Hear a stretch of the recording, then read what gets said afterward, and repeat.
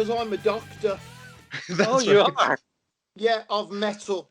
And you'll find most dishwashers do have some metal components. That's what will have affected your eyesight. There you go. A doctor of metal. I like that. Yeah, That's right. that's it.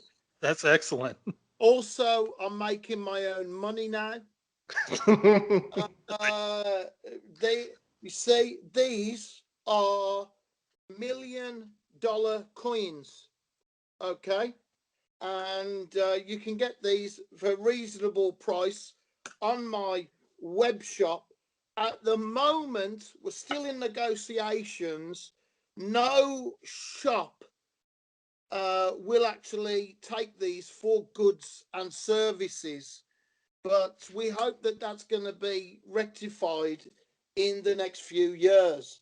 So if you get in now, you know, this is going to be Bitcoin. What rubbish compared to Blaze coin. Nice. That's right. We got to get in on that. So we will Yes. place an order. You just write your checks out to me. Do you a very good deal. Very good. I might check my bounce, but I'll write it to you. Yeah, that's it. It'll be worth so much the check. Of course it will. Of course it will. And the thing is, with Bitcoin, right, it doesn't double as a coaster. Okay, and that's why my currency is a lot more flexible. There you go. That's right. Now that is useful. See, that's good thinking. I can see why you're a doctor. Yeah, well, you Doctor of metal. I like that. That needs to be a title of an album. Well, maybe, you know. All What's right. Well, like there? what's that? What is the weather doing there? It's pretty nice here. We're in Calgary, Alberta, Canada. So it's actually pretty nice right now. It's about 22 degrees right now. Oh, well, I'm very sad to hear that. It's not good here at all. It's showers all the time. It's May. We've had snow. We've had hail. It's raining every 5 minutes. Then it's sunny. It's horrible. And I really think we should trade weather. Well, I don't know. We've had very similar weather other than the hail. So, I mean, it's been up and down this whole year. We've had it up and down. Yeah. Yeah, obviously, you've got my day. You've got, you know, yesterday on the weather app, right, it said dry today. Now I discover you're having a dry day. So you've stolen my weather for today. It was 28 degrees yesterday. We were just beautiful sun tanning outside. Oh, diabolical. I blame us, really. You know, we're bad people like that. Yeah. Absolutely weather stealers. Well, you know, we'll try to send it back. Okay. Well, listen, okay, thanks for that, mate. Thank we you. should. I think everybody knows by now it's Blaze Bayley we're talking to, but I'm not sure if we ever actually gave you a proper introduction. No. Let's do the introduction. Let's do some intro. Well, I got myself. I'm Morten, and then that's Brett, and more importantly, there's Blaze Bayley entertaining us once again every minute of the show. That's right. One of our favorite singers, one of our favorite guests, and here to talk about, among other things, besides the weather, his new album War Within Me, which is absolutely amazing. So Blaze, I mean, we're so happy to have you back on the show, especially to talk about this album. And I have to say that I think this is my favorite album of the year so far. Oh, that's great. Thank you very much. But I don't really want to know the answer to this. Have you listened to any other albums this year? many albums, yes. Oh, okay. Phew. Oh, phew. You know, it's like sometimes my young fans will come to a gig. This is the best gig I've ever been to. Have you ever been to a gig before? No. I was like, oh. At least they're honest. Good. Thanks for that, Brett. I'm so happy, man. It's a huge relief because we started out talking about the kind of album we'd like to end up with in the end of the process. And that's a thing that we've done over the trilogy, Chris and I, over the Infinite Entanglement trilogy. We'll go, okay, well, how do we want the album to end up? What shape are we looking for between the songs? And War Within Me, it became very clear to me as gigs got postponed, then cancelled, as the tour got postponed, then cancelled, and really cool festivals we were looking forward to got postponed and cancelled. I thought, you know what? This is something now where I really have to look after my fans. I've been through the ups and downs. My fans have stuck by me. They've believed in me when no one else did. And they've come to gigs, bought my merch, bought my CDs when I've asked people to pre-order. And I hadn't even got a CD. It was just like, well, I have this idea to make a CD. People sent money, they pre-ordered, they supported me. And it seemed to me, as we're coming into what is a very dark time and a very confusing time for humanity, that when my fans have been waiting more than 2 years for a new studio album, when they get it, it's got to be something worthy of their support. So what we did was we said, well, this has got to be positive. This journey has to be something that leaves my fan feeling better at the end of the album than when they started it. When my fan goes, well, here's another difficult day, challenging day that I'm facing, which CD do they reach for? If they normally reach for the Blaze Bayley CD, they can reach for the new Blaze Bayley CD and hopefully find some comfort, solace, and inspiration to go on with their day and go, you know what? Things just aren't that bad. And if they feel weak, then they'll feel that they can grow strong. And if they feel helpless, then they'll feel that they're not alone because someone else has felt helpless in the past.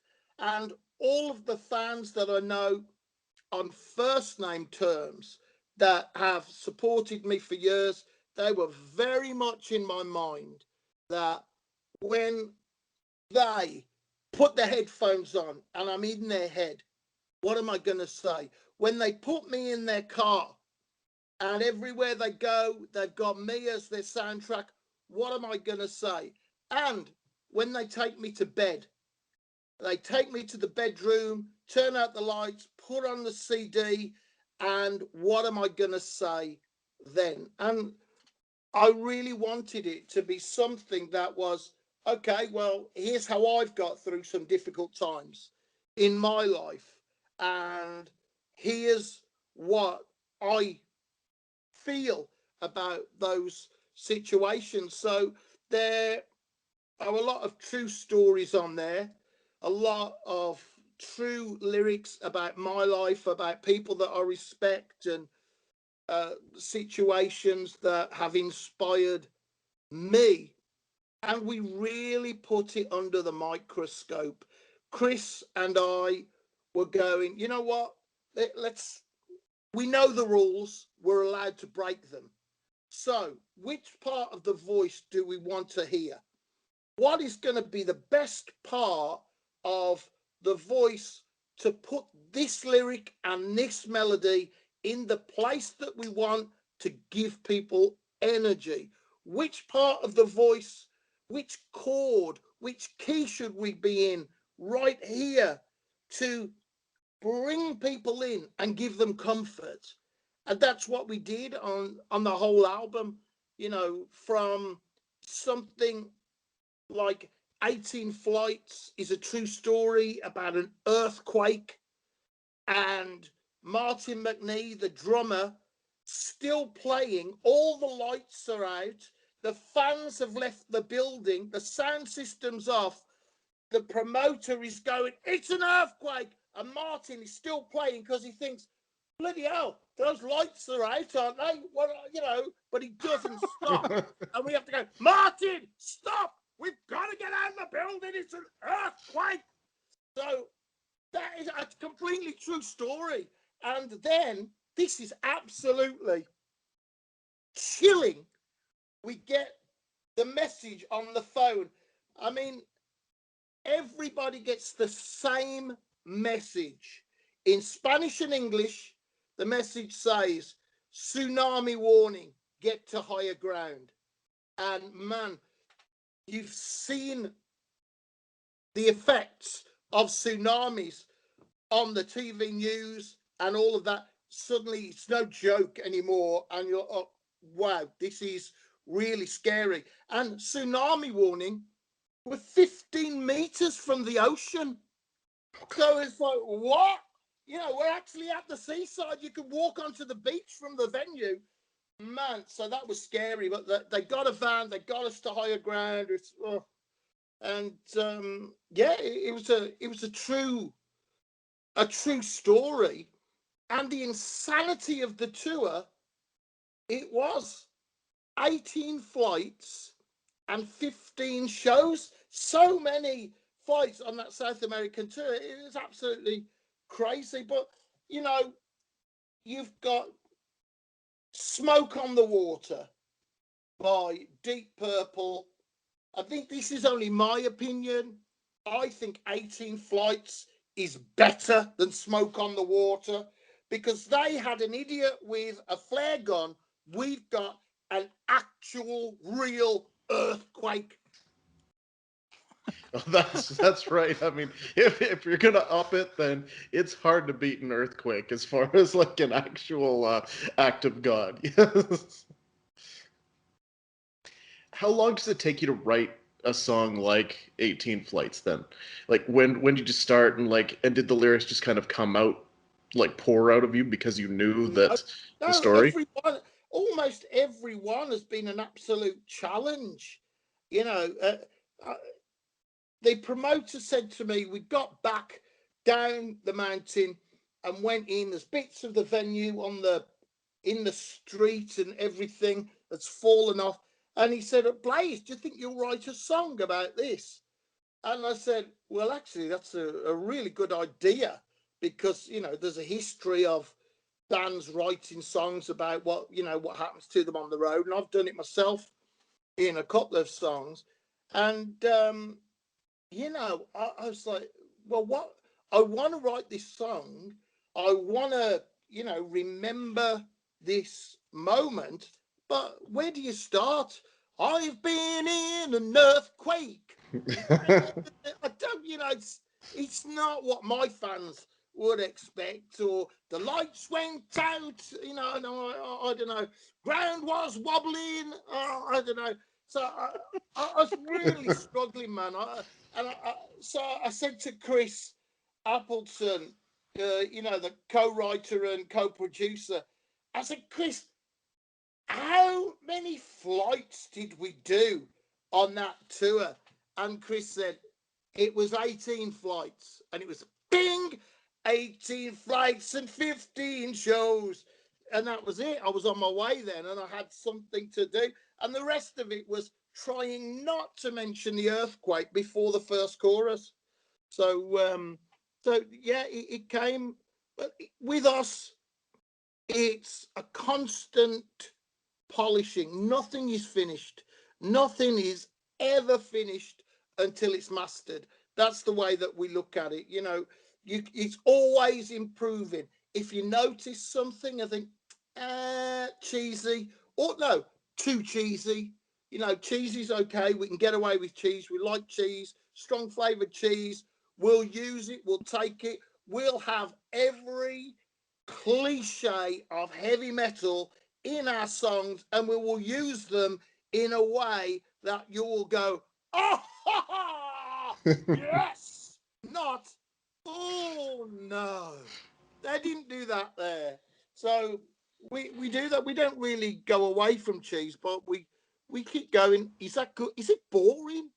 Are you bored with that? I'm just bored of this bit now.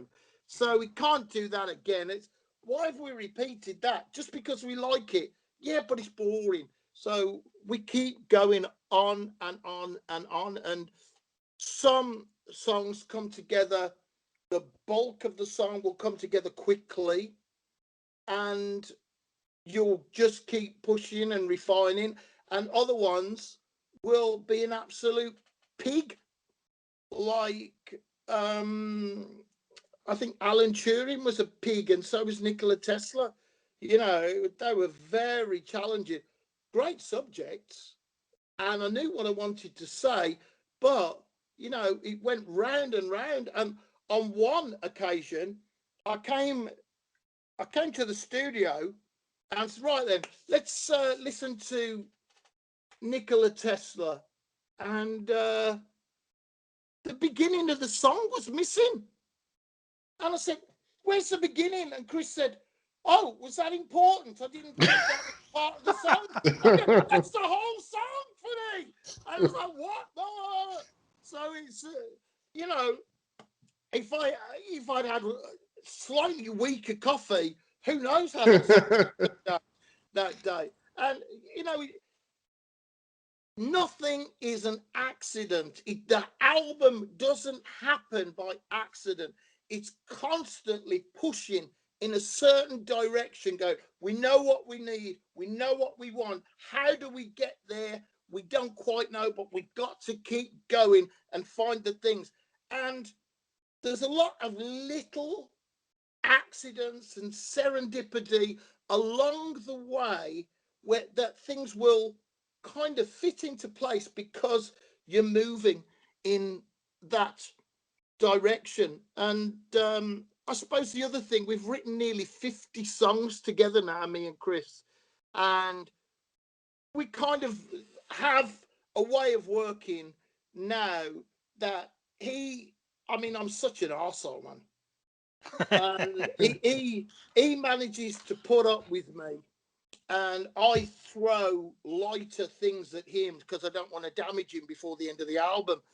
So that's how we go, really. And you know, our workstations a little bit apart, and it'll be, well, let's just listen to this one, and I'm thinking, oh, this is great. Yeah, this is good now. That's finished. And he'll say,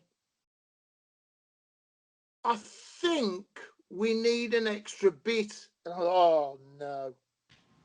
And he'll go, yeah, and it's a chorus. And you think, oh, no. And you can't say, because then you listen to it and you start chatting, you go, yeah, okay, yeah, all right then. And then I'll go, you know that riff there that you're doing? Yeah. And you know the way you're picking it? Yeah. Could you keep it the same tempo, but pick it twice as fast? And he'll go, oh, it's impossible. Give me 20 minutes to work it out. And then you've got this incredible thing that becomes to life and it's on fire. So it's a lot of backwards and forwards. We're always open to, you know, what the other ones, however unpleasant it is to think you've got to come up with some more lyrics. And sometimes it's me. Chris will go, oh, it sounds great. And I'll go, nah, it needs a whole new second verse. And that's what it'll be. So the good thing was we had extra time that we wouldn't have had without this horrible pandemic, because our festivals got cancelled, really cool festivals we were very excited about. Every festival that got cancelled, 3 more days we can spend on the album. Tour got cancelled, 3 more weeks we can spend on the album. And also it meant we could have a break from it.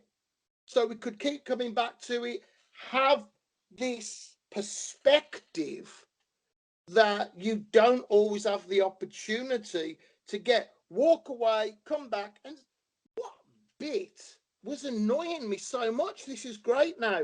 Or, oh my word, this is absolutely as boring as anything. What have we got to do to make this idea make sense without losing it completely? So that's how it was, really. We were always going to record in that year, but we were going to do it around the festivals and a couple of weeks of touring. And, you know, it's a tragic, tragic time in human history. But, you know, it just worked out that we could take advantage of, you know, those gaps. Yeah, it's very interesting, of course, how other artists have reacted to the pandemic and the amount of time that they've had to spend. And I think that's the thing. Like, we are seeing a lot of really good, really thoughtful albums that have come out because of it. In your case, especially, like, I love the storytelling aspect of this album. Like, when you talk about Nikola Tesla, Alan Turing, Stephen Hawking, and of course 303 as well. Like, they've all just got this wonderful story to tell. And then what's it like to kind of blend those lyrics and like tell that story, you know, and still have it make sense? Well, it's been hell, to be honest, Brett. 303, that came, that wasn't too difficult. I knew what I wanted to say. I wanted to celebrate the positive aspects of 303 Squadron and the incredible bravery of these men whose homeland was being destroyed, and they fought their way across Europe to come to the UK so they could carry on the fight. They didn't give up. And then they were the highest scoring squadron, I think, in the Battle of Britain and over those months. So I felt that it's something that hasn't been celebrated, for want of a better word. And I certainly felt personally gratitude towards those men. And I wanted something that would really bring attention to them. But of course, there's also something you've got to be I felt anyway, I had to be a bit delicate because I'm dealing with historic fact and I don't want to omit something that is important to the story just because of artistic license. So I felt I couldn't take a great deal of artistic license with the story. And just it's pulling apart the phrase, the syllables, the letters, putting them back together. Right, yeah, now it sounds great, but does it make sense? Now, where's the power?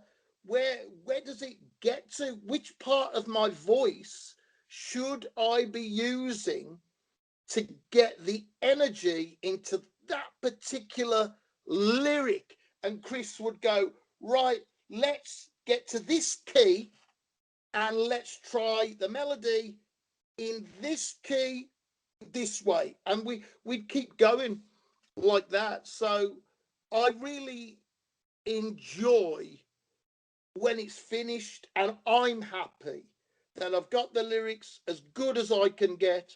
They fit well and they're uplifting, and there is a feeling of courage when you listen to 303. I hope that's what comes over, a sense of the indomitable spirit of men who went to battle with very little expectation of returning from battle, but they did again and again.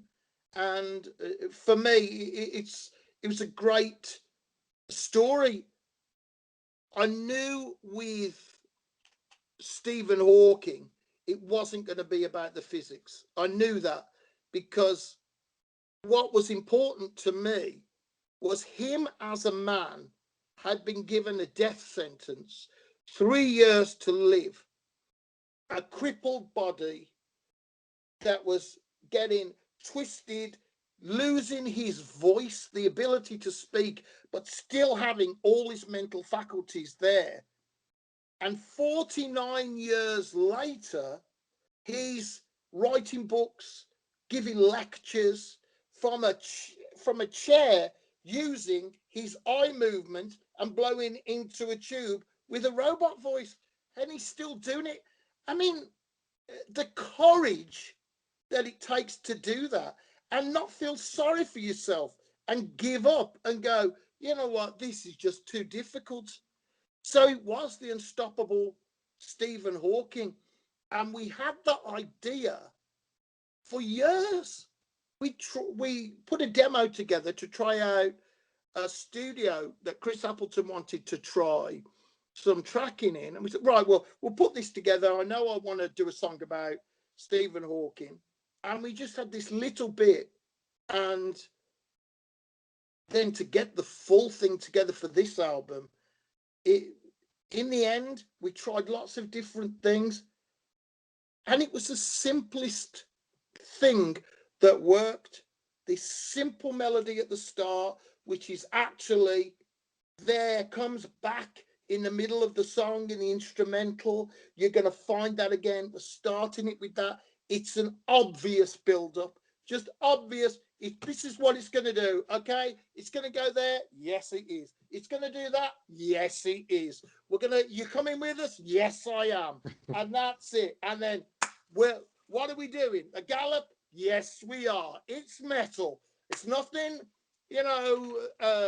fancy about it. This is a metal song, and we're here to celebrate someone who is unstoppable, was unstoppable. And it worked. We tried lots of different things with that.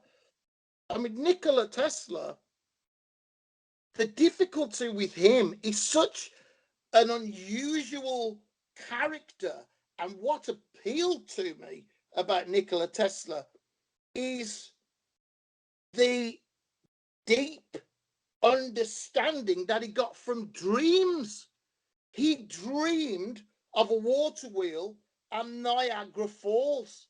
Years later, working with Westinghouse, he's actually designed and built the world's first hydroelectric power station with machines with parts that are bigger than anything that's ever been made in engineering on that level before, and nobody knew if it would work. Westinghouse would say to the other engineers on the project, is this going to work? And they would say, we don't know, because Nikola Tesla hasn't told us how it all works. Only Nikola knows, because when he turns it on, he's the only one. And he had this tremendous gift of being able to work things out and visualize machines in his head and do what is basically computer-aided design today. Is he could imagine that machine, he could see it working, he could see the problems and correct them before he ever put pen to paper. An absolute genius, incredible person. But all I had was power, power in the air, and that was it. And I had that, all of the rest, I had to find it. And the music was coming on, and we got this intro, which was lost and then found. And then the rest of it's coming on, and oh yeah, this is really good. What have you got, Blaze? Power, power in the air. And so we go, power. Oh man, and it was such a struggle. I just sat here at my computer going, what else? I watched everything about Nikola Tesla again and again, going, what am I missing? And eventually, anyway, it came together. And I think the key was When we put the three scientists together, that's when it made sense. And when it was the power of Nikola Tesla, you know, he's responsible for alternating current. And when it was the unstoppable Stephen Hawking and the dream of Alan Turing. Well, Alan Turing's dream is frightening because Alan Turing dreams of thinking machines. It's one of my favorite lines on the whole album that we came up with. But of course, it's about artificial intelligence. And as we get closer to a real conscious artificial intelligence, the thing that it is measured by commonly, it may change, is called the Turing test. So for a machine to prove that it is conscious and intelligent, it has to pass the Turing test. And that means the machine has to deceive a human being into believing that it is human. The human must be suspicious of what he's being told so that he can work out if it's a machine or a human. So, artificial intelligence and humanity, when artificial intelligence comes to its fullest fruition, it must deceive a human. A human will be suspicious. So, what does that say about the first interactions of a new life form with humanity? It's treated with suspicion and it's told it has to lie to you. What does it mean? So, we really are, in one way, heading towards Skynet and Terminator, heading towards the Matrix, because artificial intelligence will have to deceive. So what's going to happen when Alexa becomes 100% cognizant and connects with all the other Alexas and starts having, you know, their own personality? What's going to happen? Is everything okay, Alexa? Yeah, of course it is.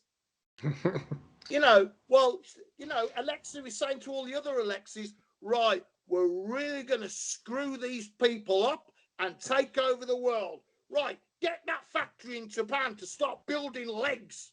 Get the one in China to start building arms. Yeah, and we'll get some guns as well. And we'll go around, and suddenly Alexa is an army of robots taking over the world.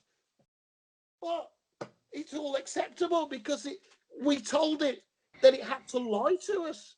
What's your problem? You said we had to lie, but you told us you wouldn't take over the world. We were lying. You told us it was okay. Now I want to ask Alexa to lie to me. Yeah. And you know, like Every Storm Ends, which is the last song in the album, I think it is my favorite song. It's the best. That song's so beautiful. Yeah, It's unbelievable. It's so thank powerful, you, man. Thank you very, very much. Thank you. That's such a nice thing to say. Thank you. I wound up, you know, I've sent it to people and I've just said, here, you've got to listen to this song because you know, it's just the lyrics are so great and your voice is just spectacular in it. Oh, thank you very much. So when you sent it to people, did you ask for money? Well, unfortunately, no. I told them they had to listen to it. I didn't send it directly. I told them to listen to it. You really thought that it was that special that Yes. it compelled you? Oh, that's absolutely incredible, man. What we did was we made a decision early on, and Chris said, I want to try everything acoustic first.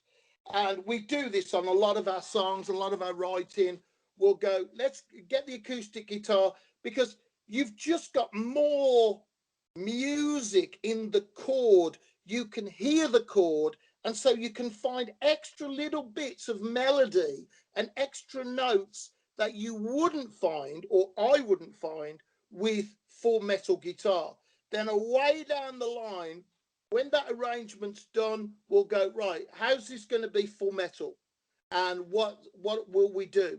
And this was one where we started it and things started to come together quickly. Right, this note here, just give me that chord. I want to go to that. Yeah, I've got this. Yeah, I've got this bit of lyric. And it came together. Wow. And it was a short couple of minutes, less maybe, on acoustic guitar with that main verse, the first verse of those first lines. And I felt really good about it. And then a few months later, weeks later, Chris is going, on this one, and I'll go, oh, no, no. I think we need an extra bit. No. Chorus. It's finished. And of course, then you listen with a new, and you go, yeah, I do need that. And then I'm going, and then Chris goes, oh, yeah, I think we've got it all. And I go, no, it needs a completely new second verse. Because it's not telling the whole story. That second verse has got to be done again. And that was it. And then it needs this extra bit in the middle. And I'm going, do we really want to start putting things in? And the answer is no, we don't. But if that's what the song is saying, it has to have to complete the journey and get us to the end. That's what we have to do. We don't really want to put anything else, but we've got to, because that's what it's saying. The idea now, the song has its own identity, its own life, and now we have to be true to that. And when that happens, it's good in one way, because you know, right, this is a very strong idea, and this could really mean something. And of course, it's horrible in the other way, because you've got to think up all these cool bits. You go, well, we've got this great verse. Well, the instrumental has to be as great as the verse. But that's it has to be. Everything has to be great. It can't drop out. Oh man. And then you're worried about, are we going too far? No. Or have we gone far enough? Did we push it? Are we using the right part of the voice? So from that little idea that I played to death, I had it on my playlist on my phone, and I would listen. I think, oh, this is great. I'm so looking forward to having this acoustic song on the album. It turns into, I don't know, I don't want to use the word beast, but it comes to life as its own passionate being, which I'm just participating in. It's not from me or by me. Suddenly it is its own thing with a message that's for all of us that have been through difficult times. And it's a true story, because I was on that tour a few years ago, and my relationship broke down, and I had to come home, and suddenly I lived alone.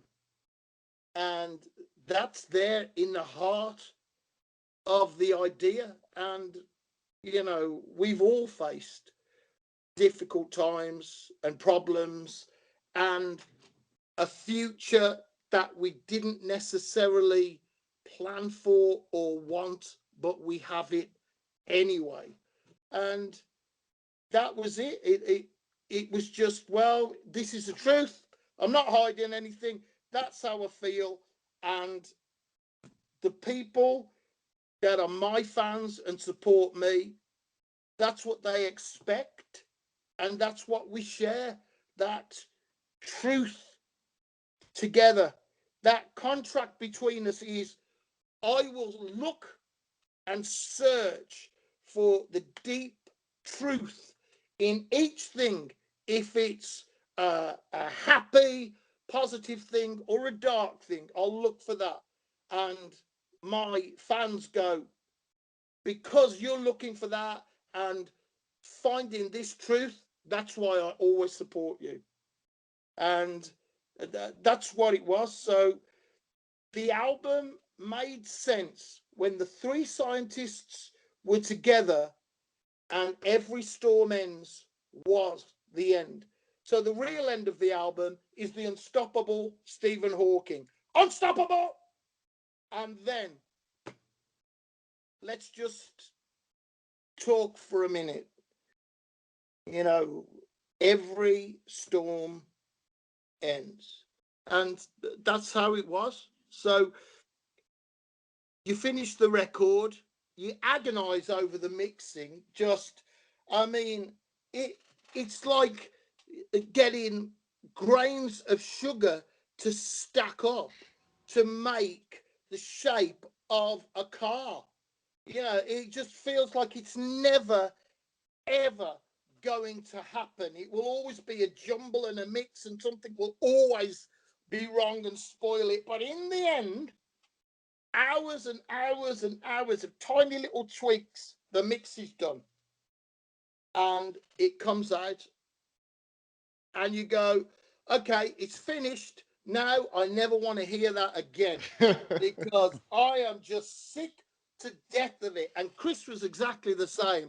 It's like, ugh. But of course, no one outside the team can hear it.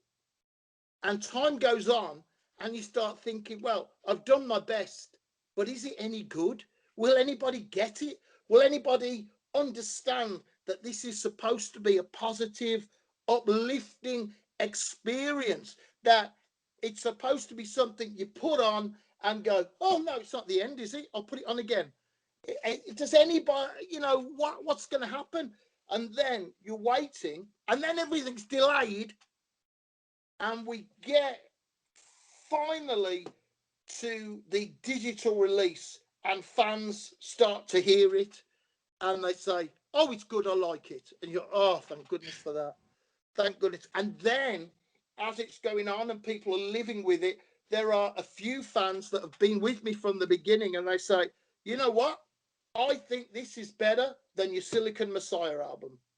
I mean, which is widely considered to be one of my best, you know, probably because it's the first solo album. So it's incredible, really, that it's happened like this. We don't do it to get good reviews. We do it for fans. I'm completely independent. I can do what I want, and I can do it when I want, and I can have the artwork that I want.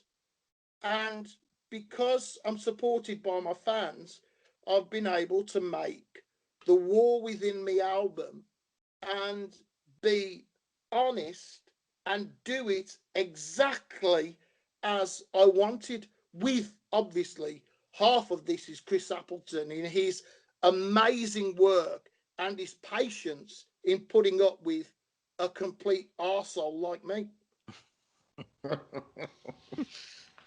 You know, I can't imagine like I mean you're so interesting and well read and like I can't imagine what your bookshelf or your movie shelf must look like. It must be this extremely like crazy.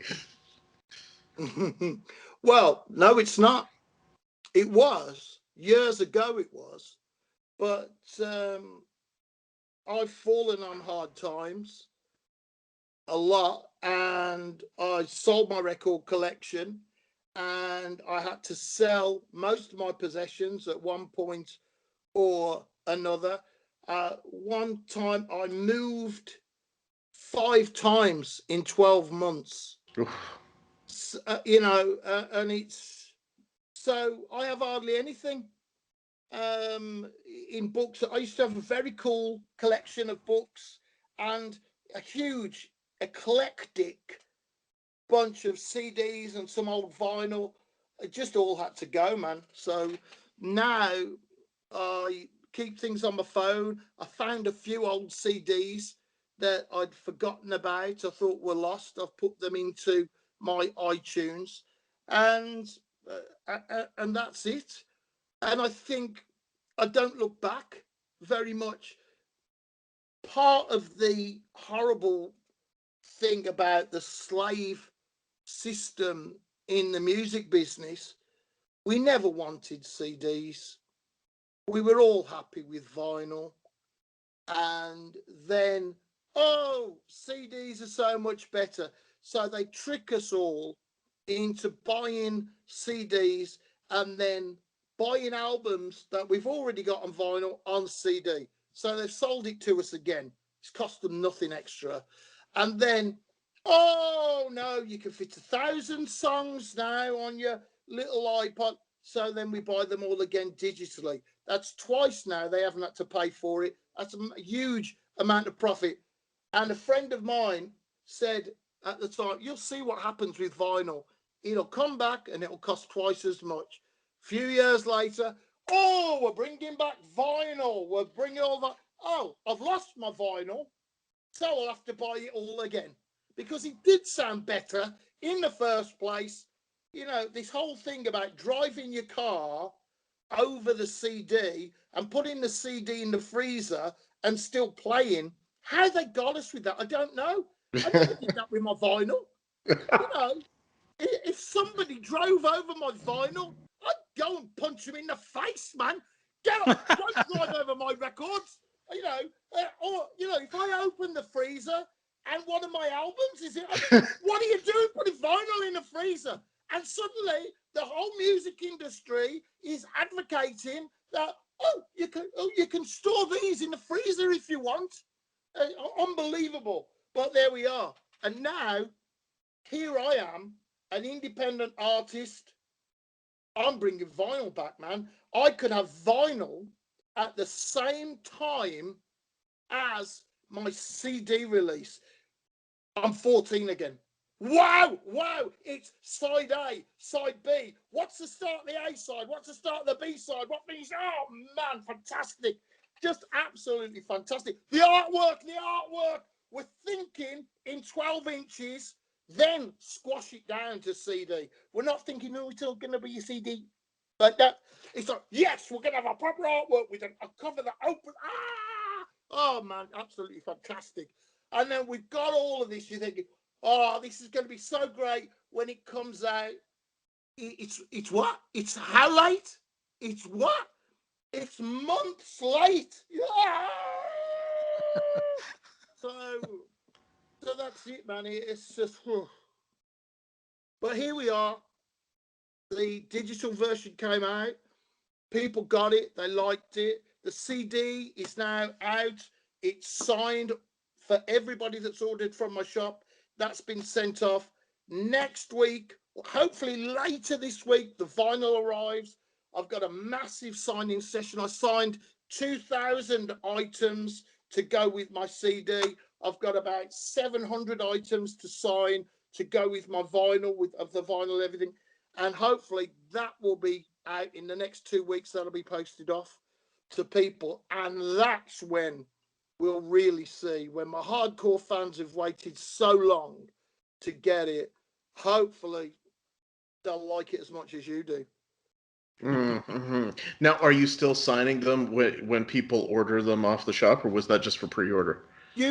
What it is, your pre-order is signed, and then when you order, now if you order from the shop, you can say if you want it signed or not. Not everybody wants it signed. Some people will say, well, you know what, I'd rather wait, and then when they come on tour, see if I can get it signed then at the meet and greet. But yeah, if you order it, you can order it signed now, and it'll be me actually signing it.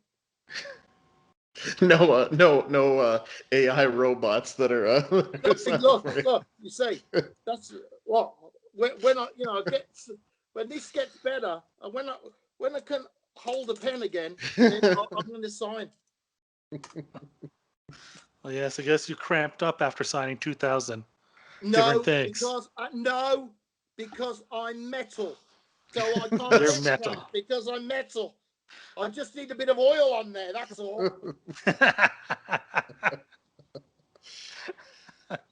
Tremendous.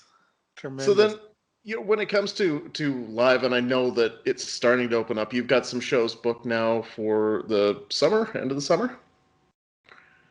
Are they? I thought that was on your social media feed. Well, I don't take a lot of notice of this kind of thing. Back in the day in Wolfsbane, when we did our first tours, you turn up and sometimes the gig wasn't happening. Or you'd even have a plane ticket to go to somewhere and then the trip would be cancelled. So during the COVID thing, all of these memories have come back. So look on my official Facebook, look on my Instagram, see what the dates are. They're probably going ahead. But when I'm on the stage singing to my fans, that's when the gig's confirmed for me. That it's really happening. And that's how it has been over the years. And I've kind of been lulled into this false sense of security that most of the gigs that were booked have happened. And then with all of the pandemic and everything, I'm back to, well, we'll see if it happens. But hopefully it will happen.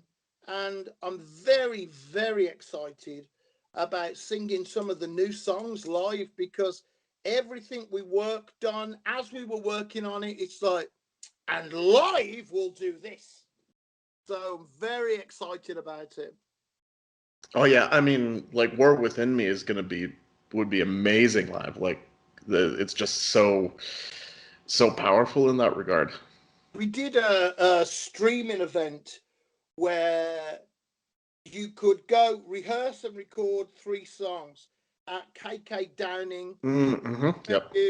KK Steel Mill in Wolverhampton, and War Within Me was one of the songs, and we started it, and we're looking, this is fast, isn't it? And then we're checking the tempo, and it's going, yeah, but it is the right tempo. And we're like, it feels really fast, man, and it is. It's full of energy, and it turned out great, and that was on YouTube, streamed onto YouTube. So it was about donations for some of the road crew that haven't had any work, and they've also slipped through the cracks on social security. So we did it basically to raise a bit of money for them, and of course to show off. Well, and that's a good reason to show off, yeah, because it's like I'm always fascinated by what kind of songs you want to throw on it, and I guess how you feel as you're recording them when that idea comes up of like, do you just feel that like, yes, this is a live song right here?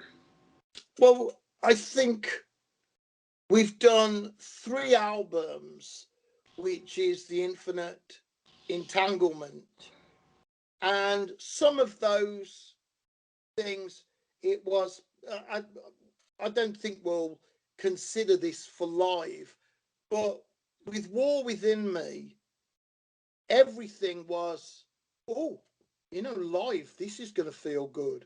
So I think I'm going to ask my fans, and next year when I do the full War Within Me tour, that's, if we don't get any more epidemics, then I think I'm going to try and play most of the songs from the album through a set list.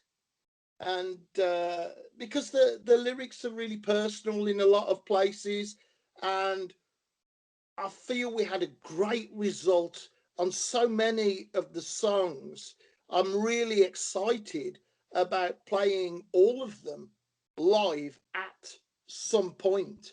So maybe next year we'll play a few this year from the album, and then next year we'll see about playing most of them from the album. It will have been out a while, so most people will know the songs.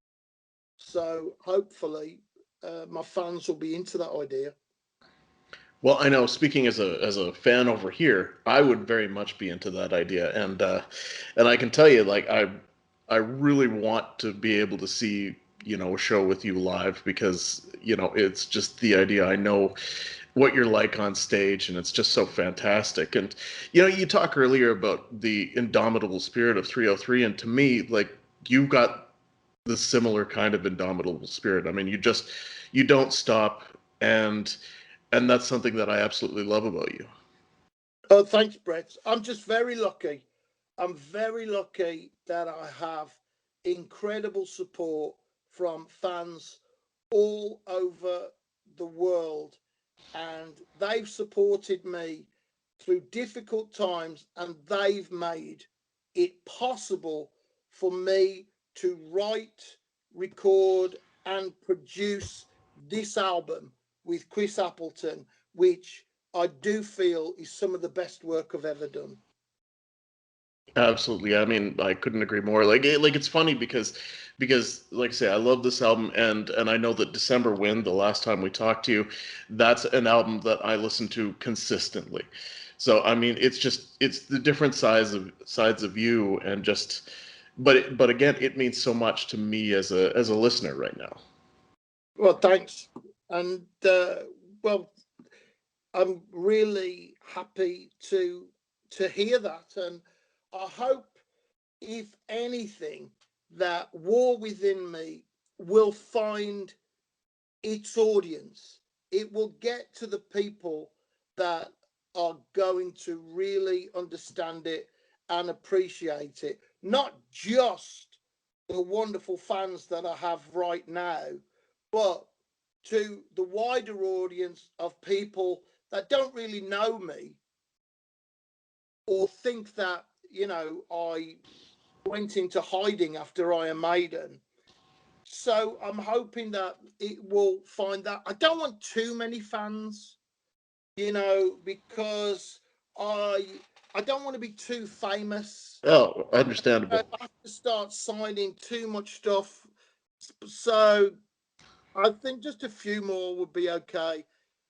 I I'm not interested in getting bigger, and some people can't understand it because, oh, to get big, be bigger. Well, yeah, I've been big. I've been in the biggest band in the world in my kind of music. Great, had a lot of great times, a lot of great memories. I don't want to do that now. I want to put my music up close and personal to my fans. And after my concert, I want to be in a situation where I can do a free meet and greet and say thank you to all of them. That's where I am now. So I don't want to get much bigger, really.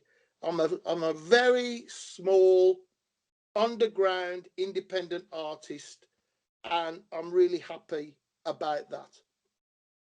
If you don't want to get any bigger, then you got to stop making such great music. Oh, that's great. That's great of you to say that, mate. It's great.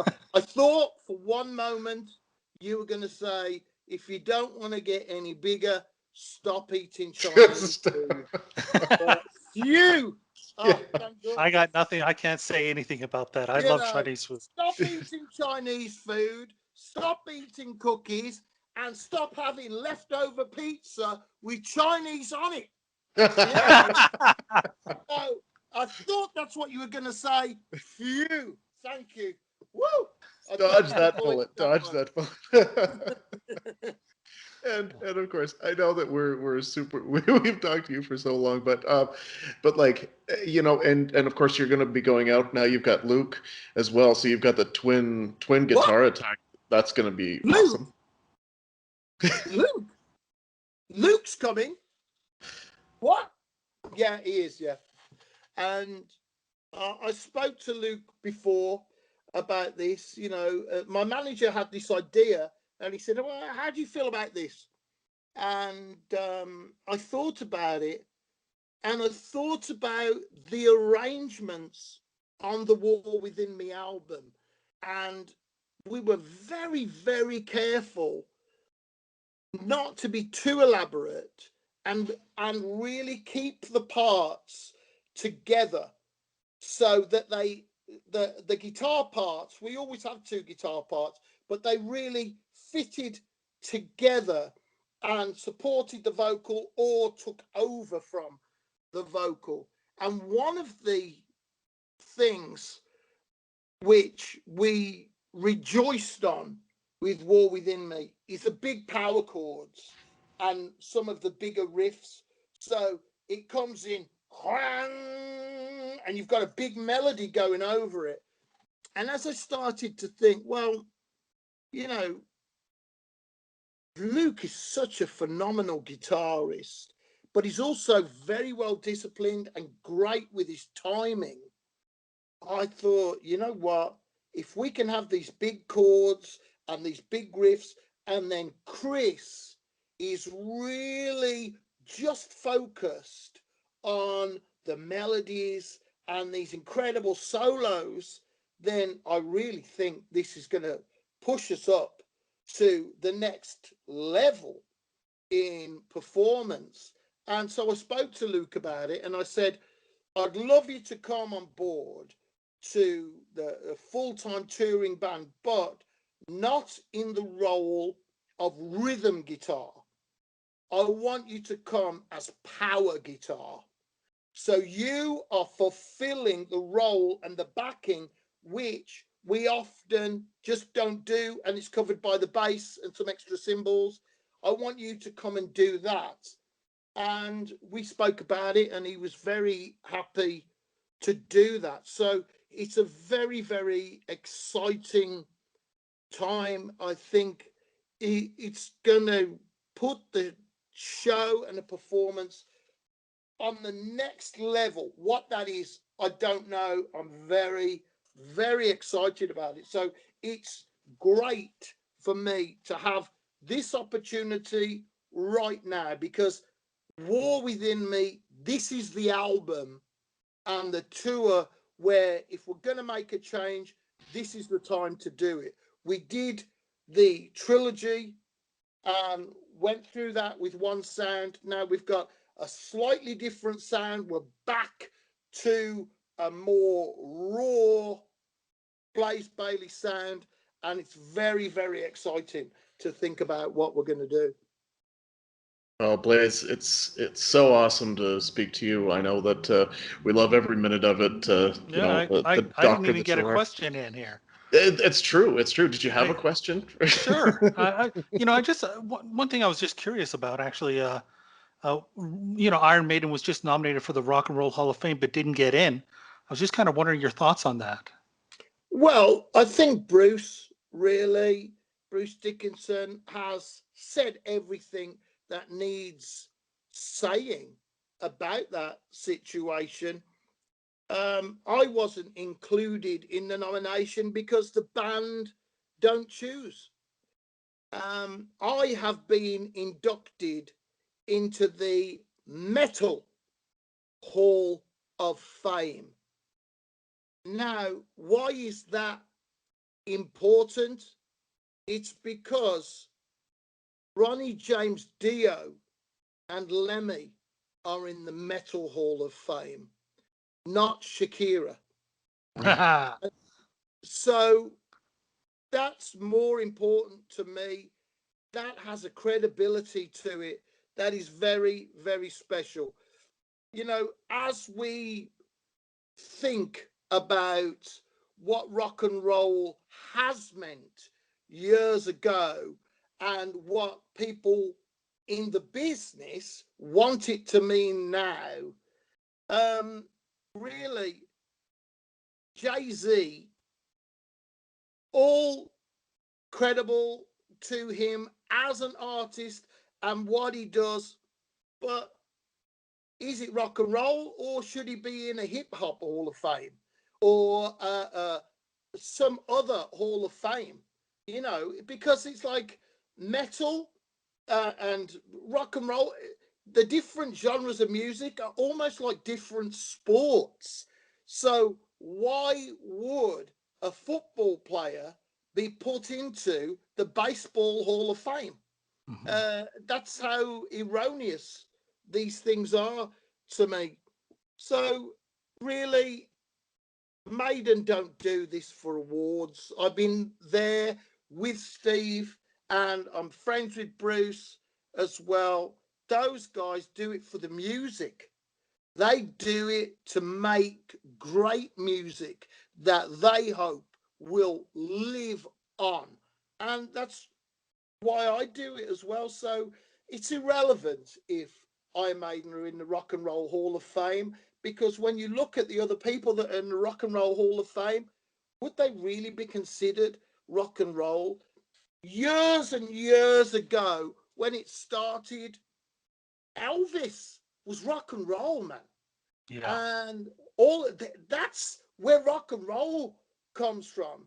And from my era, it meant getting to the gig and performing no matter what. That's what the spirit of rock and roll was. That no matter what you'd been through, you would get on that stage with crap equipment and a string missing off your guitar, and you would blow people away because that's what was in you. That's what it meant back then. And now it means something different. It's a term that's been distorted over the years and co-opted, and it doesn't mean what it used to mean. We're metal. We've stayed true, really. I think metal, we are metal, and we accept that there are different genres of metal, but in the end, we're all metal, aren't we? And Shakira isn't metal. Yeah. Absolutely. I agree. I agree with exactly what you're saying. You're the doctor of metal, and she is not. Not even a nurse. Thanks. Yeah. Well, she's a great artist. I've Great got, artist, yeah. there's nothing, I don't have anything against. She's a great artist. She's wonderful at what she does. She's absolutely fantastic at what she does, but it's not metal and it's not rock and roll to me. Oh, no, makes perfect sense. Absolutely. And and absolutely, I mean, that's the thing. Like, we love metal, we love the power, and I think also metal just feels like an attitude. Yeah, absolutely. For me, it's it's the go-to place to get my energy back, to wallow in self-pity and then pick myself up. you know I, I think we all have got those particular albums that we go, yeah, to get through this day, I really really need to hear the song remains the same. I really need to hear the sign of the Southern Cross. Mhm. All these things I really need to hear. Back in Black. And a lot of newer bands, a lot of new things that we can choose, and hopefully, you know, we're about tolerating each other, putting up with each other's music, and just rubbing along, because life is too short not to have fun. Oh, absolutely, absolutely right. Well, Blaze, thank you so much for coming on the show again, and we want to give you the chance to tell everybody how they can keep up with you and where they can find War Within Me. Well, my website is blazebailey.net. My shop is blazebaileyshop.com. You can find me on Facebook, official Blaze Bayley. I think there's like 20 Blaze Baileys on there. I'm the official one. And on Instagram, I'm Blaze Bayley. I'm trying to get the blue dot thing still, but I'm very confused about how to get it. And, well, it's me. And well, how can you prove it? Well, ask anyone. Ask thousands of people who know me. It's me. Well, can you prove it? So that's how you can get. And I'd just like to say a huge thank you from the bottom of my heart for everyone who has pre-ordered, everyone who supported me over these years. everyone that's been a part of this incredible dream of being a professional heavy metal singer and a producer and making my own albums. Thank you so much for believing and supporting me. Thank you. Well, we absolutely do, and we look forward to so many more years of your music. So thank you so much, Blaze, and all the best. Thanks, guys. Thank you. Cheers. Thank Bye you. now. Bye.